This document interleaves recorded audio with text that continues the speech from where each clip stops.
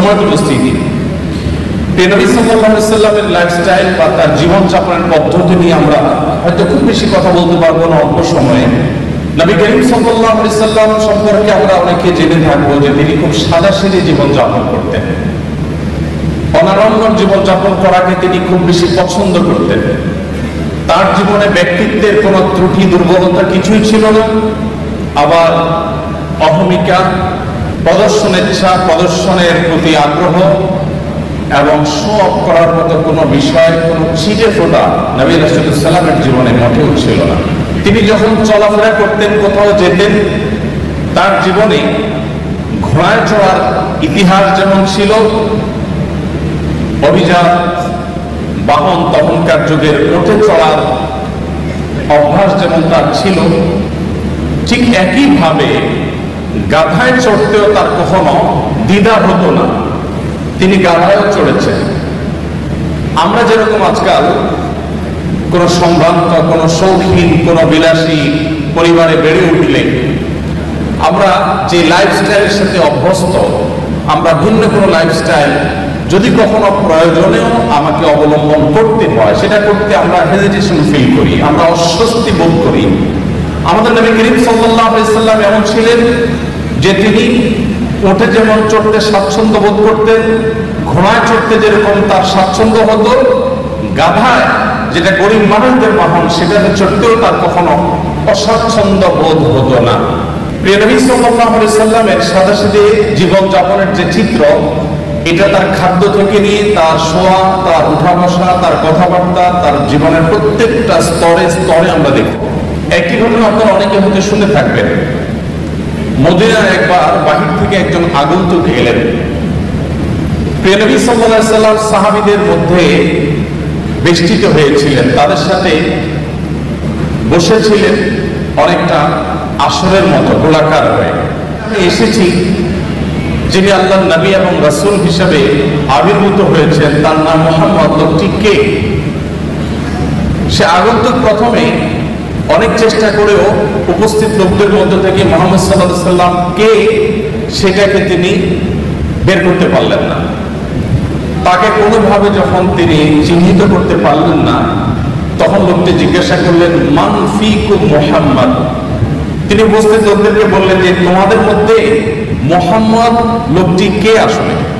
আমরা এবার আমাদের সমাজের বাস্তবতার সাথে একটু মিলাই যে আমাদের সমাজে কোনো নেতা, কোন অনুসরণীয় ব্যক্তিত্ব, কোন প্রভাবশালী, কোন গুরুত্বপূর্ণ চেয়ারে বসা মানুষ, তিনি যদি তার অধীনস্থদের সাথে বসে থাকেন অথবা অধীনস্থদের সাথে নিয়ে রাস্তায় চলাফেরা করেন, তাহলে তার বডি ল্যাঙ্গুয়েজ, তার চলাফেরার স্টাইল, তার পোশাক, তার গেট আপ, তার চেয়ার, তার কথা বলার ধরন, এগুলো দেখে তাকে অন্যদের থেকে আলাদা করতে, কে নেতা আর কে অনুসারী, এটা আলাদা করতে কি আমাদের আজকের বাস্তবতায় কোনো কষ্ট হয় বা হবে? কোন রাজনৈতিক নেতার কথা বলেন, কোন গুরুত্বপূর্ণ পদে থাকা মানুষের কথা বলেন, তার লাইফস্টাইল, তার গেট আপ, তার কথাবার্তা, তার পোশাক আশাক, তার উঠা বসা, তার হাবভাব দেখে যে কেউ ধরে নিতে পারবে যে উনি নেতা আর তারা অনুসারী। নবী সাল্লাল্লাহু আলাইহি সাল্লাম এতটা সাদামাটা জীবন যাপন করতেন, এতটা বিনয়ী থাকতেন যে সাহাবীদের সঙ্গে যখন তিনি বসে থাকতেন, বাহির থেকে আসা মানুষ আলাদা করে তার নাম জিজ্ঞেস করে তাকে বের করতে হতো। তার বসার মধ্যে বিনয়ের ভাবটা কতটা থাকলে এভাবে তিনি সর্বস্তরের সাহাবীদের সাথে পানির সাথে যেরকম দুধ মিশে যায়, তিনি সেরকম নিজেকে মিশিয়ে ফেলতেন। আমাদের সমাজে আজকাল ব্যক্তিত্বের নামে অহমিকার প্রদর্শনী হয়। আপনারা জানেন, অহংকারকে আমরা অনেকে মনে করি ব্যক্তিত্ব। নবী সাল্লাল্লাহু আলাইহি সাল্লামের ব্যক্তিত্বের যে চূড়ান্ত শেখরে তিনি উন্নীত ছিলেন, সেই ব্যক্তিত্বের অধিকারে পৃথিবীতে আরেকটা মানুষের জন্ম হবে না। আমরা তার ব্যক্তিত্ব নিয়ে যদি আলোকপাত করি, হয়তো অনেকগুলো দৃষ্টান্ত আমরা দেখাতে পারবো যে ব্যক্তিত্ব কতখানি ছিল, কতভাবে তার জীবনও ছিল, কিন্তু তার সেই ব্যক্তিত্ব আজকের তথাকথিত ব্যক্তিত্বের মতো অহমিকা, অহংকার মিশ্রিত ব্যক্তিত্ব আজও পৃথিবীতে এমন কোনো মানুষ হয়তো দেখা কঠিন হবে, এমন কোনো মানুষ হয়তো খুঁজে পাওয়া কঠিন হবে যে মানুষ তার অধীনস্থ কর্মী এবং তার গায়ের পোশাক একই রকমের হতে পছন্দ করে। নবী করিম সাল্লাল্লাহু আলাইহি ওয়াসাল্লাম সেটা করতেন। অর্থাৎ তার বিনয় এবং তার ব্যক্তিত্ব এই দুটির কোনোটির মধ্যে কখনো এরকম কোনো গ্যাপ থাকতো না যে সেখানে কোনো প্রকার অহমিকা প্রদর্শন হতে পারে, অহমিকা প্রবেশ করতে পারে। নবী করিম সাল্লাল্লাহু আলাইহি ওয়াসাল্লাম তিনি শুধুমাত্র সমাজের অভিজাত শ্রেণীর মানুষের সাথে বন্ধুতা করতেন না, আমাদের গুরুত্বপূর্ণ পদে থাকা মানুষগুলো তাদের বন্ধুত্বের যে লেয়ার থাকে, শ্রেণী থাকে, সে মানুষগুলো থাকে সমাজের এলিট। একজন মন্ত্রী, একজন সংসদ সদস্য, একজন গুরুত্বপূর্ণ পদাধিকারী ব্যক্তি, তিনি তার বন্ধু বান্ধবের যে সার্কেল গড়ে তোলেন তারা তার ক্লাসের হয়ে থাকে। সাধারণত সমাজের যারা সাধারণ মানুষ থাকেন এই মানুষগুলো এই তথাকথিত বড় বড় মানুষদের বন্ধু হওয়ার সুযোগ সাধারণত পায় না। মুহাম্মদ সাল্লাল্লাহু আলাইহি ওয়াসাল্লাম সে মানুষ ছিলেন যে তার বন্ধুত্বের তালিকার মধ্যে যাদের নাম খুব জোরে সোরে চলে আসে তাদের মধ্যে একজন ছিলেন আবু যর গিফারী রাদিয়াল্লাহু তাআলা আনহু, যিনি নবী সাল্লাল্লাহু আলাইহি ওয়াসাল্লামকে তার খলিল, তার ঘনিষ্ঠ বন্ধু, পরম বন্ধু হিসেবে যিনি পরিচয় দিতেন। আপনারা জানেন বেলাল হাবশী রাদিয়াল্লাহু তাআলা আনহু, যিনি বাহির থেকে এসেছেন। আরবের মানুষদের মধ্যে যে বাহিরের মানুষদের প্রতি এক ধরনের মানসিকতা তাদের আছে, যে মানসিকতাটা সমালোচনাযোগ্য, বেশিরভাগ আরবের মানুষের মধ্যে সেই মানসিকতা আছে। আপনারা জানেন তারা বাইরের মানুষদেরকে অনেকটা মানুষ মনেই করে না। এই রেসিজম তাদের মধ্যে খুব ভয়াবহ আকারে তখন ছিল। সেজন্য নবী করিম সাল্লাল্লাহু আলাইহি ওয়াসাল্লাম সেই ভেদাভেদ তুলে দিয়েছেন এবং তিনি বেলাল হাবশী রাদিয়াল্লাহু তাআলা আনহু, যিনি ইথিওপিয়া থেকে এসেছেন, ইথিওপিয়া থেকে আসা একজন নিগ্রো সাহাবীকে পরম আপন করে নিয়েছেন তা নয়, বন্ধু করে নিয়েছেন তা নয়, তার মুয়াজ্জিন হিসেবে। নবী করিম সাল্লাল্লাহু আলাইহি ওয়াসাল্লামের যে বাসা ছিল সে বাসা ছিল এতটাই সাদাসিধে, এতটাই সাদা মাটা, যে আমাদের আয়েশা রাদিয়াল্লাহু তাআলা একটা হাদিস সহিহ বুখারীতে বর্ণিত হয়েছে। তিনি বলেছেন যে আমরা যে ঘরে আমাদের যে শোবার ঘর ছিল সেটা এতটাই ছোট ছিল যে রাতে নবী করিম সাল্লাল্লাহু আলাইহি ওয়াসাল্লাম যখন তাহাজ্জুদের জন্য দাঁড়িয়ে তাহাজ্জুদের নামাজ পড়তেন তখন তিনি দাঁড়ানো অবস্থায় আমি পা লম্বা করে ঘুমোতে পারতাম, শুইতে পারতাম। যখন নবীজি সাল্লাল্লাহু আলাইহি ওয়াসাল্লাম সেজদায় যেতেন বা বৈঠক করতেন তখন জায়গাটা এত সংকীর্ণ হতো যে আমার হাঁটুকে আমি গুটিয়ে দিয়ে তারপর নবী সাল্লাল্লাহু আলাইহি ওয়াসাল্লামকে সেজদার জায়গা করে দিতে হতো। প্রত্যেক রাকাতে এইভাবে আমার নবী সাল্লাল্লাহু আলাইহি ওয়াসাল্লামকে জায়গা করে দিতে হতো। এত ছোট জায়গা ছিল আমাদের থাকার ঘর। অথচ নবী সাল্লাল্লাহু আলাইহি ওয়াসাল্লাম তখন মদিনার রাষ্ট্রপ্রধান ছিলেন, তখন মদিনা রাষ্ট্র তার কর্তলগত। আমরা অনেকে কাব বিন আশরাফের বাড়িতে গিয়েছি, আমি গিয়েছি, যে কাব বিন আশরাফ নবী সাল্লাল্লাহু আলাইহি ওয়াসাল্লামের প্রতি শত্রুতা লালন করত, বিদ্বেষ পোষণ করত এবং তার শাস্তি তাকে পেতে হয়েছে। তার সেই ঘরের ধ্বংসাবশেষ এখনো আছে মদিনায়। তার যে বাসা সেটার যে চৌহদ্দি বিশাল বড় ছিল, যদিও বেশিরভাগ অংশই ধ্বংসপ্রাপ্ত হয়ে গেছে, কিন্তু তার সীমানাটা বোঝা যায়, কক্ষগুলো বোঝা যায়। যেখানে নবী সাল্লাল্লাহু আলাইহি ওয়াসাল্লামের সমালোচক এবং তার প্রতি শত্রুতা বিদ্বেষ পোষণকারীদের ঘরের আয়তন ছিল বিশাল বড়, সেখানে মদিনা রাষ্ট্রের প্রধান থাকা অবস্থায় নবী করিম সাল্লাল্লাহু আলাইহি ওয়াসাল্লামের বাসার অবস্থা ছিল এই। নবী করিম সাল্লাল্লাহু আলাইহি ওয়াসাল্লামের বাসার মধ্যে মাঝে একটা, তিনি যে ঘরে থাকতেন সেখানে মাঝে একটা রশি জাতীয় কিছু ছিল, সেখানে কাপড় ঝুলিয়ে দিতেন। বাহির থেকে আসা কারোর সাথে পর্দার আড়ালে থেকে তিনি কথাবার্তা সারতেন এবং মিটিং সিটিং করতেন। নবী করিম সাল্লাল্লাহু আলাইহি ওয়াসাল্লাম তার জীবনযাপনের পদ্ধতির মধ্যে আমরা দেখতে পাই যে তিনি নিজের হাতে কাজ করা পছন্দ করতেন। হস্তশিল্প এবং নিজের হাতে উপার্জন করাটাকে তিনি সবচেয়ে বেশি প্রায়োরিটি দিতেন এবং নিজের ছোটখাটো ক্ষুদ্র কাজগুলো নিজে করা পছন্দ করতেন, ভালোবাসতেন এবং পরিবারকে তাদের কাজে সহযোগিতা করতে তিনি পছন্দ করতেন। দাম্পত্য জীবনে যে স্বামী স্ত্রীর মধ্যে টুকটাক বোঝাপড়া গরমিল হয়, নবী সাল্লাল্লাহু আলাইহি ওয়াসাল্লামের জীবনেও এমনটি কম বেশি ঘটেছে। ছোট ছোট ইস্যু হলেও তার জীবনে ঘটেছে। একবার একজন স্ত্রী উম্মুল মুমিনিন তার বাসায় আরেকজন স্ত্রীর বাসা থেকে একটা বাটি থেকে নবী সাল্লাল্লাহু আলাইহি ওয়াসাল্লামের জন্য খাবার এলো। কাজের মেয়ে যখন খাবারটি নিয়ে আসলো, যে স্ত্রীর ঘরে তিনি ছিলেন, সতীর সুলভ যে ঈর্ষা থাকে সেই জায়গা থেকে তিনি বিষয়টিকে ভালোভাবে নিলেন না, বরং সে মেয়ের হাত থেকে বাটিটা নিয়ে ছুঁড়ে ফেলে দিয়েছেন। তার যুক্তি ছিল, আজ নবী সাল্লাল্লাহু আলাইহি ওয়াসাল্লাম আমার ঘরে থাকবেন, আজকে আমার পালা। যিনি তরকারি পাঠিয়েছেন, খাবার পাঠিয়েছেন, তার ব্যাপারে তার ধারণা ছিল যে তোমার ঘরে যখন যাবে সেদিন তুমি খাওয়াবে, আজকে আমার পালার মধ্যে তুমি কেন খাবার পাঠাতে গেলে? আজকে তো আমি মন ভরে নবী সাল্লাল্লাহু আলাইহি ওয়াসাল্লামকে খাবার খাওয়াবো, আপ্যায়ন করবো, আজকে তো আমার দিন। তো এই জায়গা থেকে তিনি ছুঁড়ে ফেলে দিলেন। নবী করিম সাল্লাল্লাহু আলাইহি ওয়াসাল্লাম নিজে হাতে গিয়ে সে ভেঙে যাওয়া বাটি কুড়িয়ে নিয়ে আসলেন। এরপর হুবহু একই রকমের আরেকটা বাটি বাসায় ছিল, দেখতে অবিকল একরকম।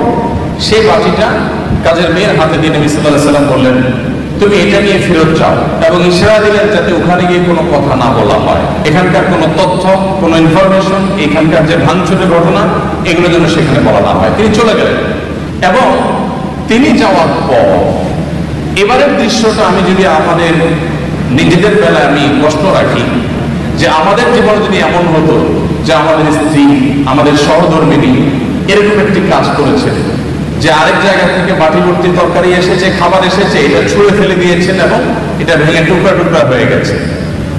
ওই মেয়ের সামনে কিছু বললাম না, একটা ভালো বাটি দিয়ে তাকে ফেরত পাঠিয়ে দিলাম। যার কাছ থেকে এসেছে তিনি মনে করলেন যে বাটি দিলাম সে বাটি তো চলে আসছে, হয়তো খাবার রেখে বাটিটা পরিষ্কার করে দিয়ে দেওয়া হয়েছে, কোনো ঝামেলা করো না, ভালো কথা। কিন্তু বাসায় প্রবেশ করে ঘরে ঢোকার পর স্ত্রীকে আমরা কমের পক্ষে এইটুকু কথা তো অবশ্যই বলতাম যে কাজটা কি ভালো হলো, এইটুকু কথা তো আমরা অন্তত বলতাম যে তুমি কাজটা কি ভালো করলাম, কেন ভেঙে ফেললাম, এটুকু তো বলতাম। নবী করিম সাল্লাল্লাহু আলাইহি ওয়াসাল্লাম এই হাদিস বর্ণনাকারী সাহাবী এরকম কোনো কথা উল্লেখ করতে পারেন না। অর্থাৎ নবী সাল্লাল্লাহু আলাইহি ওয়াসাল্লাম একটি কথাও বললেন না, কারণ এখন স্ত্রীর রাগের সময়, এখন কোনো শাসনের সময় না, এখন শুধু সহ্য করার সময়, এখন শুধু সংযমের সময়। যখন সুযোগ পাবেন তখন তাকে যথাযথভাবে নসিহত করা, উপদেশ করা, তাকে বোঝানোর সে কাজটা তিনি করবেন। তো এই ছিল নবী সাল্লাল্লাহু আলাইহি ওয়াসাল্লামের জীবন। তিনি সংযমী ছিলেন এবং সহনশীল ছিলেন। কেউ তাকে অসংযমী হয়েছে, রাগান্বিত হয়ে গেছে, রাগান্বিত হয়ে কখনো সীমা ছাড়িয়ে গেছে, আল্লাহ এরকম কোন দৃশ্য কেউ কখনো দেখেনি। নবী সাল্লাল্লাহু আলাইহি ওয়াসাল্লাম যিনি জীবনে পৃথিবীর আলো দেখবার আগেই বাবাকে হারিয়েছেন, মাতৃগর্ভে থাকা অবস্থায় বাবাকে হারানোর পর দুনিয়ার আলো দেখার পরপরই মাকে হারিয়েছেন। এর কিছুদিন যেতে না যেতেই একমাত্র আশ্রয় দাদাকে হারিয়েছেন। তার কিছুদিন পর যেতে না যেতেই তার একমাত্র আশ্রয়দাতা চাচাকে হারিয়েছেন। তার সবচেয়ে বড় সান্ত্বনার জায়গা তার সহধর্মিনী খাদিজা রাদিয়াল্লাহু আনহাকে হারিয়েছেন। এতগুলো ঘটনা যখন একসাথে একাধারে ঘটলো, মাটির নিচে পাওয়ার নিচ থেকে মাটি একটার পর একটা যখন সরে যেতে লাগলো, এত বাধার পরও আমরা দেখি প্রিয় নবী সাল্লাল্লাহু আলাইহি ওয়াসাল্লাম এত বাধা বিপত্তি, মক্কাবাসীর শত্রুতা, এত কিছুর পরও জীবনে কখনো খেই হারিয়ে ফেলা বলতে যেটাকে বুঝি আমরা, মানুষ নিজের নিয়ন্ত্রণ হারিয়ে ফেলা বলতে যেটাকে বুঝি, এরকম কোন দৃশ্য নবী সাল্লাল্লাহু আলাইহি ওয়াসাল্লামের সিরাতের তার জীবনের কোন অংশে কেউ তার শত্রুরাও কেউ দেখাতে পারবে না যে তিনি রাগের চোটে কখনো খেয়ে হারিয়ে ফেলেছেন, নিয়ন্ত্রণ হারিয়ে ফেলেছেন, কখনো রাগান্বিত হয়ে সরি বলতে হয়েছে তাকে, এরকম কোন দৃশ্য তার জীবনে কখনো ঘটেনি। তবে যদি কখনো আল্লাহর কোন বিধান পরিপন্থী কোনো কিছু হতো, আল্লাহর কোন আইন, আল্লাহর কোন বিধানের বিরুদ্ধে কেউ কথা বলতো, সেরকম পরিস্থিতিতে নবী করিম সাল্লাল্লাহু আলাইহি ওয়াসাল্লাম প্রচন্ড রেগে যেতেন। কিন্তু তার রাগ সেটা কখনো তাকে খেই হারিয়ে ফেলার লেভেল পর্যন্ত নিত না। তার মুখ দিয়ে কখনো কটু কথা বের হতো না, তার থেকে কখনো অসৌজন্যমূলক আচরণ প্রকাশ পেত না। তিনি যখন রাগান্বিত হতেন তার চেহারা রক্তিম বর্ণের হয়ে যেত, লাল হয়ে যেত, আঙ্গুর যেরকম চিবালে রক্তিম লাল হয়ে যায়, নবী সাল্লাল্লাহু আলাইহি ওয়াসাল্লাম যখন রাগান্বিত হতেন, বিশেষ করে যখন আল্লাহর কোন বিধান লঙ্ঘন হতে দেখতেন, তখন তার চেহারা মোবারক লাল হয়ে যেত। প্রিয় নবী সাল্লাল্লাহু আলাইহি ওয়াসাল্লামের লাইফস্টাইলের দিকে তাকালে আমরা দেখতে পাই যে তিনি যখন খাবার গ্রহণ করতেন তিনি কোনো খাদ্যের দোষ ধরতেন না। কোনো খাবার তার সামনে এলে পছন্দ হলে খেতেন, আর পছন্দ না হলে তিনি রেখে দিতেন, কখনো দোষ ধরতেন না। কানা নবী সাল্লাল্লাহু আলাইহি ওয়াসাল্লাম লা ইয়াইবু তাআমা কাত্তু, নবী সাল্লাল্লাহু আলাইহি ওয়াসাল্লাম কখনো কোনো খাবারের দোষ ধরতেন না। এই হাদিসের মধ্যে তত্ত্ব একটা শব্দ এসেছে শামাইলে তিরমিজিতে। তত্ত্ব মানে হলো কখনো, তার মানে তার জীবনে কখনো খাবারের দোষ ধরার ঘটনা ঘটেনি। আমরা অনেক মুসলমান আছি অনেক গুণে গুণান্বিত, আমি জানি না এরকম মুসলমান আমাদের সমাজে কয়জন আছেন। আমরা এখানে যারা আছি তারা কেউ বলতে পারবো কিনা যে আমার এই ক্ষুদ্র জীবনে, ফেলে আসা জীবনে আমি কখনো কোনো খাবারের দোষ ধরি নাই। আমার ভালো লাগছে তো খাইছি, আর না হলে নাই। খাবারের দোষ ধরেন নাই জীবনে কখন, এরকম মানুষ এখানে আছেন? একজন আছি আমরা, থাকলে হাত তুলতে পারেন। একজন হাত তুলছে। আপনি খাবারের দোষ কখনো ধরেন নাই? লবণ কম হয়েছে, এর চেয়ে ভালো হইতে পারতো, এরকম কখনো বলেন নাই? মাশাআল্লাহ, তো আপনি তো মহামানব। বসেন। দেখুন, এক এলাকায় একজন হুজুর ছিলেন। এলাকার প্রায় সব বাসায় হুজুরের দাওয়াত খাওয়া শেষ। কোন মহিলা রান্না করে ওই হুজুরকে খাবার খাইয়ে কখনো শান্তিতে থাকতে পারত না। প্রত্যেকটা দাওয়াতের পর ওই হুজুর একটা না একটা দোষ বাইর করতেন। হয় এখানে লবণ একটু কম হয়েছে, না হলে ওখানে হলুদটা একটু কম হয়েছে, কালারটা একটু ত্রুটি আছে, কোনো না কোনো দোষ তিনি ধরতেন। সে এলাকায় একজন শিক্ষিত পুত্রবধূ এলেন বাহির থেকে। আসার পর তিনি এই হুজুর সম্পর্কে যখন ধারণা পেলেন যে একজন হুজুর আছেন, এই হুজুরের কেউ খাইয়ে সন্তুষ্ট করতে পারেন না, উনি একটা না একটা দোষ ধরেন। যদিও হুজুর মানুষ দোষ ধরার কথা না, নবী সাল্লাল্লাহু আলাইহি ওয়াসাল্লাম সুন্নাহর খেলাফ। যাই হোক, এটা কতটা বাস্তবতা তাও যায় না, বাকি গল্প হিসাবে শিক্ষণীয় সেই হিসাবে বলা। তো পরে ওই শিক্ষিত পুত্রবধূ তিনি হুজুরের সমস্ত দোষগুলোর তালিকা করলেন যে উনি কোন কোন দোষ ধরেন সাধারণত। সবগুলোকে নোট করে এমন ভাবে একটা রান্না তিনি দিলেন যে এই রান্নাতে হুজুরের দোষ ধরার কোনো ফাঁক রাখলেন না, সব পারফেক্ট রাখলেন। এরপর হুজুরকে দাওয়াত দিয়ে খাওয়ালেন। খাওয়ার পরে এবার পুরুষদের দিকে দিয়ে জিজ্ঞাসা করলেন, এবার হুজুরকে জিজ্ঞাসা করে আজকের খাবার কেমন হয়েছে, কমেন্ট করতে বলো। এখন বেচারা হুজুর দেখলেন যে আসলে কোনো কমেন্ট করার জায়গা নেই, তো এবার বললেন যে আসলে এত ভালো ভালো না, এত ভালো ভালো। তো যে ভদ্রলোক বলেছেন যে আপনি কোনো দোষ ধরেন নাই কখনো, আমি জানি না যে আপনি এই টাইপের কোনো দোষ ধরেছেন কিনা কখনো। যাই হোক, তো আমাদের নবী করিম সাল্লাল্লাহু আলাইহি ওয়াসাল্লাম সাধারণত কখনো খাবারের দোষ ধরতেন না, কারণ মেয়েরা কষ্ট করে রান্না বান্না করেন। আমরা যদি একদিন এই দায়িত্বটা পালন করি তাহলে আমরা হাড়ে হাড়ে টের পাবো যে রান্না করা এটা কত মজার কাজ। সব ঘরেই পুরুষরা, অনেক পুরুষরাই বা বেশিরভাগ পুরুষরাই চেষ্টা করে মাঝে মধ্যে একটু শখ করে রান্না বাড়া করবেন। আমি একবার রান্না বাড়া করেছিলাম, আমার মনে আছে, তরকারি রান্না করেছিলাম যখন আমি সৌদি আরবে ছিলাম। আমার ফ্যামিলি আমার সাথে ছিল, মিসেস হসপিটালে ভর্তি ছিলেন, তো বাচ্চাদের জন্য আমার মনে আছে আলু এবং ডাল দিয়ে একটা তরকারি রান্না করেছিলাম। দুর্ভাগ্যের বিষয় যে সেই তরকারি আমি ছাড়া পরিবারের সদস্যদের কেউ খায়। বহুত ফজিলত বর্ণনা করলাম, বহুত বোঝানোর চেষ্টা করলাম, বাচ্চারা কেউ সেটা ছুঁয়েও দেখেনি, তারা যা উপহাস করে ছেড়ে দিয়েছে। অথচ সে আলু আর ডাল রান্না করতে যে পরিমাণ কষ্ট আমার গেছে, যে পরিমাণ ঘাম আমার ঝরেছে, যে পরিমাণ পেরেশানি আমার হয়েছে, সেটা আমি বলে তাদেরকে বোঝাতে পারতাম না। তো আমরা যারা কথায় কথায় খাবারের দোষ ধরি, আমাদের নবী সাল্লাল্লাহু আলাইহি ওয়াসাল্লামের এই সুন্নাহ থেকে শিক্ষা নেওয়া উচিত যে মা বোনদের, আমাদের স্ত্রীদের, মহিলাদের খাবার যদি কখনো পছন্দ হয় আমরা খেলাম, আর অপছন্দ না হলে আমি খেতে চাচ্ছি না অপারগতা প্রকাশ করলাম, আমরা দোষ করবো না। কঠিন, কিন্তু এই কাজটা আমাদেরকে করতে হবে যদি আমাদেরকে আদর্শ বিজ্ঞান করবো। তো নবী করিম সাল্লাল্লাহু আলাইহি ওয়াসাল্লাম তিনি খাবারের কখনো দোষ ধরতেন না, আর খাবার খুব কম পরিমাণে খেতেন।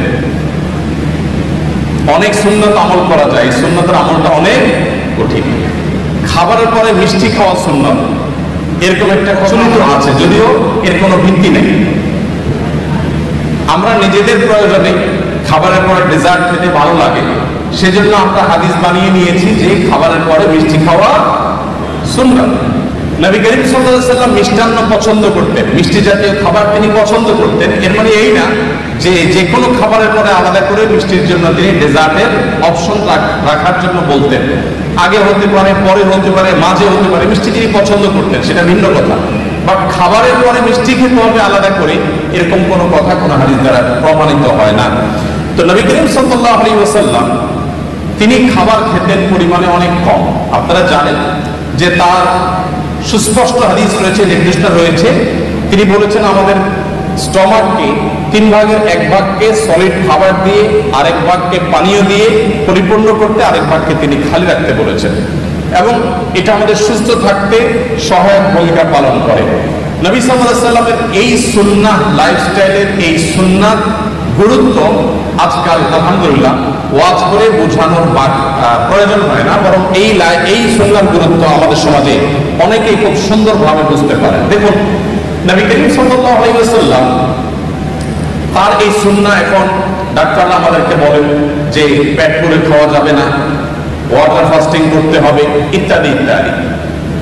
তো তার এই সুন্নাহ লাইফস্টাইলের যে উপকারিতা আছে, স্বাস্থ্যগত উপকারিতা আছে, সেগুলো আমার মনে হয় না যে আর বলার কোনো অপেক্ষা রাখে। নবী করিম সাল্লাল্লাহু আলাইহি ওয়াসাল্লামের এই সুন্নাহটির আমল আমরা মুসলমানদের চাইতে দুঃখজনক হলেও সত্য অমুসলমানদের মধ্যে বেশি দেখি। আমরা মুসলমানরা যতটা উদরপূর্ণ করে খেতে পছন্দ করি, বিশেষ করে বাংলাদেশের মানুষ আমরা যতটা উদরপূর্ণ করে খেতে পছন্দ করি, পৃথিবীর অনেক উন্নত দেশ আছে, সে দেশের মানুষরা আমাদের মতো এইভাবে গলা পর্যন্ত খেতে সাধারণত পছন্দ করে না। নবী করিম সাল্লাল্লাহু আলাইহি ওয়াসাল্লামের লাইফস্টাইলের মধ্যে আমরা দেখি, তার জীবনযাপনের পদ্ধতি দেখি যে তিনি এশার নামাজের পরপর শুয়ে যেতেন। কারণ নবী সাল্লাল্লাহু আলাইহি ওয়াসাল্লাম লা ইয়ানামু ক্বাবলা আল-ইশা, নবী সাল্লাল্লাহু আলাইহি ওয়াসাল্লাম এশার আগে ঘুমাতে অপছন্দ করতেন, এবং এশার পরে কথাবার্তা বলাটাকে অপছন্দ করতেন। নাহান নবী সাল্লাল্লাহু আলাইহি ওয়াসাল্লাম আনিস সামরি বাদা আয়েশা, আমাদের আয়েশা বলেছেন এশার পরে জেগে থাকা, কথাবার্তা বলা, আড্ডা দেওয়া, এটা নবী সাল্লাল্লাহু আলাইহি ওয়াসাল্লাম একেবারে অপছন্দ করতেন। আপনারা দেখবেন পৃথিবীর যে সমস্ত দেশগুলো এগিয়ে গেছে, যাদেরকে আমরা উন্নত বলি, সেরকম দেশগুলোর প্রায় সব দেশগুলোর একটা কমন কালচার হলো তারা দেখবেন রাতে সন্ধ্যার পরপর শুয়ে পড়ে এবং ভোরে তারা উঠে কাজে চলে যায়। আমি যে সমস্ত দেশে যাওয়ার সুযোগ হয়েছে তার সবগুলো দেশে আমি একই চিত্র দেখেছি, ভিন্ন কোনো চিত্র দেখিনি। দুর্ভাগ্যজনক বিষয় যে আমরা বাংলাদেশ শুধু নয়, সমস্ত মুসলিম দেশগুলো, যতগুলো মুসলিম দেশে আমার যাওয়ার সুযোগ হয়েছে, সমস্ত মধ্যপ্রাচ্যের সব দেশগুলোতে প্রায় আমাদের লাইফস্টাইলটা হলো নবী সাল্লাল্লাহু আলাইহি ওয়াসাল্লামের এই হাদিসের এবং এই সুন্নাহর সম্পূর্ণ ব্যতিক্রম বা উল্টো। আপনি দেখবেন আমাদের দেশের কথা যদি বলি, টেলিভিশন চ্যানেলগুলো সবচাইতে হট এবং সবচাইতে গুরুত্বপূর্ণ প্রোগ্রামগুলো সব থাকে রাত 9টা, 10টা, 11টা, এই সময়টা সবচাইতে পিক টাইম, যেটা আমাদের আসলে ঘুমের টাইম হওয়ার কথা ছিল। আমাদের ঢাকা শহর এমনি জ্যামের শহর, কেউ যদি ঢাকা শহরের জ্যামের একেবারে পিক আওয়ার দেখতে চায়, তাহলে তাকে ঢাকা শহরে অফিস টাইমের শুরুর দিকে যেরকম দেখতে আসতে হবে, আবার সন্ধ্যার পর থেকে তাকে ঢাকা শহরে প্রবেশ করতে হবে, তাহলে সে জ্যামের পিক আওয়ার দেখতে পাবে। আপনি উন্নত অনেক দেশে গেলে দেখবেন যে সে সমস্ত দেশে সন্ধ্যার পর থেকে রাস্তাঘাট ফাঁকা হতে থাকে, রাত 9টা, 10টা হয়ে গেলে রাস্তাঘাটে কোনো গাড়ি খুঁজে পাওয়া যায় না, সবাই ঘুমিয়ে পড়ে। তো নবী সাল্লাল্লাহু আলাইহি ওয়াসাল্লামের এই সুন্নাহকে তারা ফলো করেছেন, জেনে হোক না জেনে হোক, বুঝে হোক না বুঝে হোক, তার সুফল তারা পাচ্ছেন, আর আমরা ফলো না করে আমরা তার কুফল ভোগ করতে হচ্ছে। বাংলাদেশের যে হেফজুখানা মাদ্রাসাগুলো আছে, এই মাদ্রাসাগুলোর যে সাফল্য মূলধারা মিডিয়াতে সেগুলো কখনো উঠে আসে না, কিন্তু আপনারা জানেন যে পৃথিবীর 100, 110, 20টি দেশের সাথে কম্পিটিশন করে আমাদের মাদ্রাসা, আমাদের দেশের হেফজুখানার ছাত্ররা তারা প্রথম, দ্বিতীয়, তৃতীয় স্থান অর্জন করে তারপর দেশে ফিরে আসে। তাদেরকে মূল্যায়ন করা হয় না যদিও, কিন্তু আমরা জানি যে তারা রাষ্ট্রের তেমন কোনো সুযোগ সুবিধা একেবারেই পায় না। তারপরও এই কোণঠাসময় পরিস্থিতির মধ্যে থেকে তারা গোটা বিশ্বের 100-150 দেশকে পেছনে ফেলে তারা প্রথম, দ্বিতীয়, তৃতীয় স্থান প্রায় প্রতি বছর অর্জন করে আমাদের ছেলেরা দেশে ফিরে আসে। এই যে আমাদের দেশে হেফজুখানাগুলোর যে সাকসেস, তাদের যে সাফল্য, এটা রহস্য কি, সিক্রেট কি? আপনি যদি আমাকে বলেন তো আমি বলবো তার সিক্রেটের মধ্যে অন্যতম একটা সিক্রেট হলো বাংলাদেশের অন্য সব মাদ্রাসাগুলো কিছুটা ব্যতিক্রম হলেও 100% হেফজখানাগুলো বা হেফজু মাদ্রাসাগুলোর নিয়ম হলো যে রাত 10টার ভেতরে প্রায় সব হেফজখানার ছাত্ররা ঘুমিয়ে পড়ে এবং ভোর তারা উঠে পড়াশোনা করে। ফজরের পরে তারা কখনো ঘুমায় না, তারা সকাল 10টা, 10:30, 11টার দিকে একটু ঘুমায় দুপুরের আগে। আর ঠিক এই জিনিসটাই সুন্নাহ এবং নবী সাল্লাল্লাহু আলাইহি ওয়াসাল্লাম এটাই করতে বলেছেন। এবং এর ফলশ্রুতিতে এবং আরো নানা কারণে আমাদের হেফজখানার শিক্ষার্থীরা মাত্র 1.5 থেকে 2 বছরের মধ্যে কোরআনে কারীমের মধ্যে এত বিশাল বড় গ্রন্থ এই পুরাটুকু তাদের বক্ষে তারা ধারণ করে ফেলতে সক্ষম হয়। তো আমাদের অনেক শিক্ষার্থীরা আছেন যারা রাত জেগে পড়াশোনা করেন এবং গভীর রাত পর্যন্ত তারা জেগে পড়াশোনা করে আবার সকালে লম্বা একটা সময় তারা ঘুমিয়ে কাটান। তো নবী সাল্লাল্লাহু আলাইহি ওয়াসাল্লামের সুন্নাহর পরিপন্থী এটি, এবং তার লাইফস্টাইল ছিল যে তিনি এশার পরে শুয়ে পড়তেন, একদম কথাবার্তা বলা পছন্দ করতেন, যত আলাপ সালাপ সব এশার আগে করতেন। নবী করিম সাল্লাল্লাহু আলাইহি ওয়াসাল্লামের যে জীবনযাপনের পদ্ধতি, তার যে লাইফস্টাইল ছিল, সেখানে আমরা দেখতে পাই তিনি প্রতি সপ্তাহে 2টা করে রোজা রাখতেন, সোমবার এবং বৃহস্পতিবার, আর প্রতি মাসে 3টা করে রোজা রাখতেন, চাঁদের 13, 14, 15। আমাদের যে মাঝে মধ্যে ফাস্টিং করা উচিত, এটা আমাদের ডাক্তাররা এখন বলেন, আমাদের চিকিৎসকরা এখন বলেন যে আমাদের মাঝে মধ্যে না খেয়ে থাকা উচিত, এটা আমাদের স্বাস্থ্যের জন্য ভালো। নবী করিম সাল্লাল্লাহু আলাইহি ওয়াসাল্লাম সেই কাজটি করতেন সেই 1450 বছর আগে থেকে। নবী করিম সাল্লাল্লাহু আলাইহি ওয়াসাল্লাম যখন কথা বলতেন, তিনি কারোর সাথে যখন কথা বলতেন পরিপূর্ণ মনোযোগী হয়ে কথা বলতেন। কখনো ঘাড় ফিরিয়ে অহমিকা প্রদর্শন হতে পারে, অবজ্ঞা বোঝা যেতে পারে, এভাবে কোনোদিন কারোর সাথে কথা বলতেন না। নবী করিম সাল্লাল্লাহু আলাইহি ওয়াসাল্লামের সিরাতের একটি দিক আমরা হয়তো অনেকে ইতিপূর্বে নাও শুনে থাকতে পারি, তা হলো তিনি যেরকম পৃথিবীর ইতিহাসের সবচেয়ে শ্রেষ্ঠ বক্তা ছিলেন, তার বক্তব্য যেরকম সবচেয়ে সুন্দর ছিল সব দিক থেকে, তিনি কিন্তু পৃথিবীর সবচেয়ে শ্রেষ্ঠ